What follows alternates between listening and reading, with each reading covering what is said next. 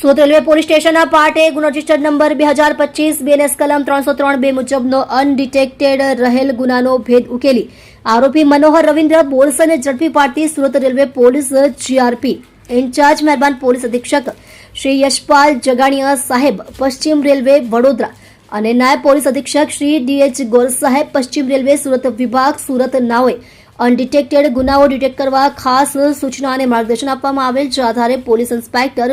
Shri JB Mithapara Surat railway police station નાઓની સૂચના મુજબ ચોરીમાં ગયેલ મોબાઈલ ફોન CEIR પોર્ટલના આધારે સુરત રેલવે પોલીસ સ્ટેશનના પાર્ટ એ ગુનો રજિસ્ટર્ડ નંબર 2025 ભારતીય ન્યાય સંહિતા 2023ની કલમ 303(2) મુજબના ગુનાના કામની આવેલ